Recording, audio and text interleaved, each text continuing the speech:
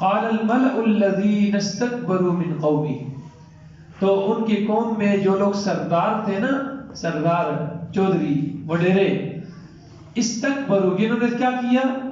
تکبر کیا.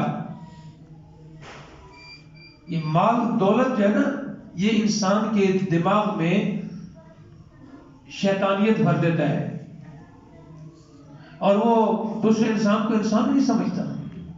وہ سمجھتا ہے کہ مال کے بل بوتے پر میں سب کچھ کیا کر لوں گا؟ حاصل کر لوں گا. حالانکہ حقیقت یہ ہے کہ انسان انتہائی کمزور ہے، انتہائی کمزور ہے. سارا کچھ مال ہونے کے باوجود جب تک اللہ کی طرف سے اسے باقی سہولیات نہیں میسر ہوں گی، وہ مال سے حاصل نہیں کر سکتا. آپ دیکھ لیں، ہم اپنے گھروں کے اندر مال ہمارے پاس ہوتا ہے، والد صاحب فوت ہو رہے ہیں، بیمار ہیں، والدہ بیمار ہے، بچہ بیمار ہے، ماں بیمار ہے، بہن بیمار ہے، بھائی بیمار ہے، سارا کچھ خرچہ بھی کر رہے ہیں، لیکن ڈاکٹر موجود ہیں. تو پھر بھی میں پیسے ہونے کے باوجود کس کا محتاج ہوں؟ اللہ کا تو ہوں ہی ہوں، اس کے علاوہ دنیا میں بھی سارے انسانوں کا محتاج ہوں، سب کا محتاج ہوں. میں تو پہلے ایک ڈاکٹر کا محتاج ہوں. اب میں ایک آدمی ڈاکٹر، انجینئر، کھیتی باڑی کرنے فلاح، کسان، پھر فصل کاٹنے والا، پھر بھینسوں کو گھاس ڈال، یہ سارے کام میں اکیلا ایک آدمی کر سکتا ہوں؟ تو ہم سب ایک دوسرے کے کیا ہیں؟ آپ کوئی اور کاروبار لے لیں، سنارے کا کاروبار لے لیں، ہے جی خواجہ صاحب، شیر محمد صاحب، کیا پورے سنارے ساری اس چین کے محتاج ہیں کہ نہیں؟ کیا ایک بڑا تاجر ہو، سنارا ہو کہ جی میرے پاس اربوں روپے ہیں، اب میں کسی کو محتاج، مجھے کسی کی ضرورت نہیں ہے، تو کیا وہ خود سارے کام کر سکتے ہیں؟ ہاں جی باجوہ صاحب تو آنکھو جی نہیں، میں نوکروں کا محتاج نہیں ہوں، میں ٹریکٹر کا محتاج نہیں ہوں، میں سارا کچھ آپ ہی حل بھی والا سا، آپ ہی میں سارا کچھ کر لے سا، کر سکتے نہیں. یہ اللہ رب العزت نے اس کائنات کے نظام کو چلانے کے لیے پوری چین تیار کی ہے. سمجھ آ رہی نا؟ یہ کسی کو امیر بنایا ہے، کسی کو غریب بنایا ہے، کسی کو مال زیادہ دیا ہے، کسی کو تھوڑا دیا ہے. اگر سارے ایک جیسے مالدار ہوتے تو نظام نہیں چل سکتا تھا. سارے غریب ہوتے تب بھی نظام نہیں چل سکتا تھا. لیکن سمجھنے والی بات یہ ہے کہ جب یہ اللہ کی تقسیم ہے، مال کسی کو تھوڑا دیا ہے، کسی کو زیادہ دیا ہے، لیکن یہ جن کے پاس مال زیادہ آتا ہے نا، تو اس مال کی وجہ سے اس کے اندر کیا پیدا ہو جاتا ہے؟ تکبر پیدا ہو جاتا ہے. لیکن اللہ کو ایک بندہ بڑا ناپسند ہے. حدیث میں آتا ہے 3 بندے اللہ کو بڑے ناپسند ہیں. کون کون سے؟ ایک بادشاہ اور پھر وہ ظالم ہو. بادشاہ ہو اور اس کے پاس اختیار ہے، اور اختیار ہونے کے باوجود وہ لوگوں پر ظلم کر رہا ہے، یہ بندہ اللہ کو سب سے زیادہ ناپسندیدہ ہے. نمبر 2، بوڑھا ہے، بدکار ہے، زانی ہے، یہ بندہ اللہ کو بڑا ناپسند ہے. زنا تو بندہ، جوان بندہ اگر ہو جائے، اس سے زنا ہو جائے تو سمجھ آنے والی بات ہے کہ شہوت غالب آ گئی، اور جس کی وجہ سے یہ کیا کر بیٹھا؟ گناہ کر بیٹھا. لیکن ایک بندہ ہے بوڑھا، ہڈیوں میں رس ختم ہو چکی ہے، اور اب بھی کیا کر رہا ہے؟ بدکاری کر رہا ہے، تو یہ بندہ اللہ کو سب سے زیادہ ناپسندیدہ ہے. اور تیسرا بندہ غریب اور متکبر ہو. بندہ کیا ہو؟ غریب ہو، اور ساتھ کیا ہو؟ تکبر ہو، متکبر ہو، تو یہ اللہ کو ناپسند ہے. کیوں؟ کہ تکبر تو آتا ہے کس کی وجہ سے؟ پیسے کی وجہ سے، دولت کی وجہ سے، جیب بھی خالی ہے، پیسے بھی کوئی نہیں، تو تکبر آسمان پہ پڑے ہوئے ہیں۔ آج کی رات شب برات کی رات ہے نا، برات بری ہونے سے ہے نا، تو روایات میں آتا ہے، اگرچہ وہ روایات ضعیف ہیں، چلیں آپ اس میں عمل کی حد تک، نوافل کی حد تک آپ کر سکتے ہیں، کوئی حرج کی بات نہیں ہے، کیونکہ روایات آئے ہوئے 10 صحابہ سے مختلف روایات منقول ہیں۔ تو آج کی رات کے بارے میں کیا مشہور ہے، سنا کیا ہے ہم لوگوں نے؟ اس رات کیا ہوتا ہے جی؟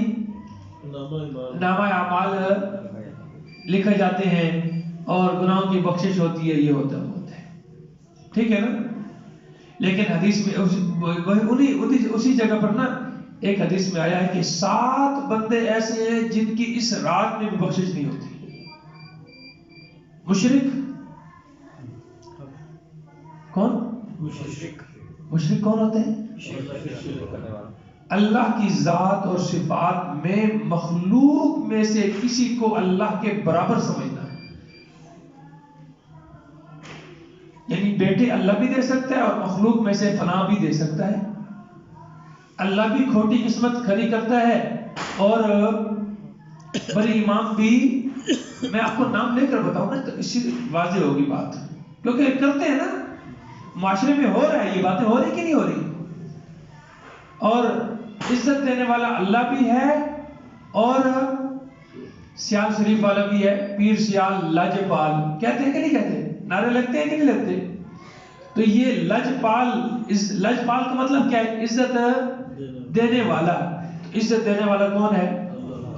تو جب مخلوق میں سے کسی کو فلاں بھی عزت دینے والا ہے تو یہ اللہ کے ساتھ شریک ہو گیا کہ نہ ہو گیا؟ اور داتا کون ہے؟ داتا کون ہے؟ جو مالک ہو نا، جو مالک ہو۔ مالک کون ہے؟ مالک کون ہے؟ میرا اور آپ کا مالک، زمین و آسمان کا مالک، ساری کائنات کا مالک، ہر چیز کا مالک، ایک ذرے ذرے کا مالک بھی کون ہے؟ کسی بھی انسان کے قبضے میں ذرہ بھی نہیں ہے، ذرہ بھی کسی انسان کی ملکیت میں نہیں ہے، یہ ساری ملکیت اللہ کی ہے۔ اللہ نے مجھے دی ہے، آپ کو دی ہے، یہ امانت ہے ہمارے پاس، اور یہ ٹرانسفر ہوتی جا رہی ہے۔ یہ کیا ہوتی جا رہی ہے؟ ٹرانسفر ہوتی جا رہی ہے۔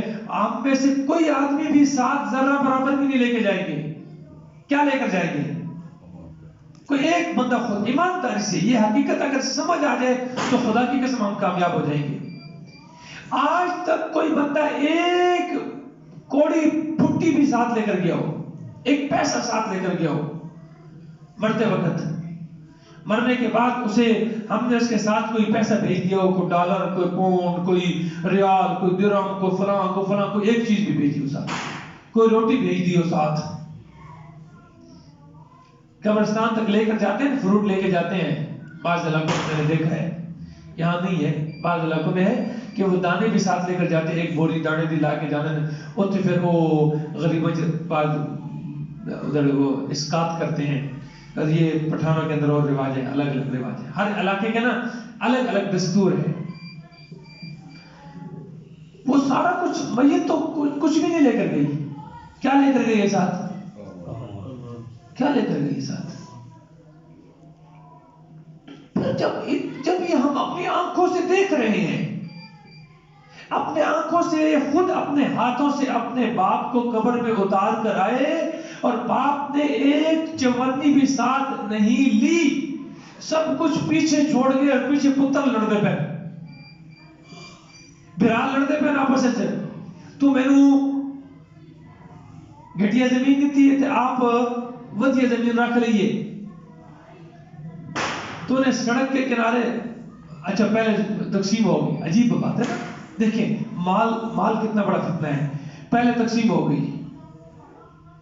وہ اکثر علاقوں میں نا جہاں روڈ کے ساتھ زمین ہوتی تھی نا، اس کو لوگ جو زمیندار تھے نا، زمیندار وہ قدر کی نگاہ سے نہیں دیکھتے تھے، کیونکہ وہ دھول ڈپا مٹی پہنی نا، تو وہ کم از کم 4 5 6 8 10 فٹ جگہ تک کوئی شاید کاشت نہیں سی ہوتی، ان جگہ لے پاجا صاحب انہوں جناب علی دیکھ کے جو شودا بھائی سے چھوٹا انہوں دے دیتی تقسیم کر دیتی. وہ اللہ کا کرنا ایسا ہویا کہ جڑی چنگی زمین سمجھ کے مولوی ضیاء الرحمان رکھ لی سی نا, میں اپنا نام لوا نا, تھوڑا کسی نال سد ناراض ہو جاتے بھی ساڑا نام کیوں لیندے. مولوی ضیاء الرحمان مثال دو تو اپنے کو چنگی زمین جڑی کاشت والی سی وہ رکھ لی. اب ہوا کیا کہ وہ جو چھوٹے بھائی کو جو سڑک کے ساتھ والی زمین دی تھی نا, وہ ہوا یوں کہ وہ سڑک والی ساتھ والی زمین مہنگی ہو گئی, وہ مین سڑک بن گئی, اتنے مارکیٹاں آ گئیاں, ٹاؤن بننے لگ پے, تے سڑک والی زمین کی ہو گئی. یہ ہوں جڑے پیچھے شودے ایسے نے جنہیں پہلے وہ اچھی زمین لئی سی, انہوں نے پیٹ مروڑ پڑ لگ پیا. جا کے کیس کرا جی تقسیم ونڈ غلط ہوئی ہے. ایسے ہو رہا ہے کہ نہیں ہو رہا؟ حالانکہ خود اپنے ہاتھوں سے پہلے تقسیم کی. یہ مال اتنا بڑا فتنہ ہے, اور اللہ کا قرآن نے 1400 سال پہلے کہہ دیا انما اموالکم و اولادکم فتنہ, بے شک تمہارا مال اور تمہاری اولاد کیا ہے, تمہارے لیے کیا ہے, فتنہ ہے, آزمائش ہے. یہ اگر ہے تب بھی فتنہ ہے, نہیں ہے تب بھی فتنہ ہے. جس کو چوکھا ہے وہ بھی آزمائش ہی چاہیے, جس کو نہیں ہے وہ بھی آزمائش ہے. چوکھے والے بھی آزمائش ہے, بھائی کتنے خرچ کرتا ہے, شکر کرتا ہے کہ نہیں کرتا ہے, ناجائز کمائی تو نہیں خرچ کرتا ہے. جی میں آج ہو رہا ہے پٹاخے, چرنائیاں, اگربتیاں, موم بتیاں, چراغاں, یہ مال ادھر لگ رہا ہے, کیا یہ جائز ہے؟ اس کو ہم شبرات کی ضروریات شبرات کے اندر ہی سمجھیں. شبرات اس چیز نہ ہے پٹاخیاں دا, پٹاساں دا, تے جناب علی یہ کام ناجائز حرام کام ہے, یہ مال کا ضیاع ہے. ایک ایک پیسے کے بارے میں پوچھو گی, حرام ناجائز کام ہے.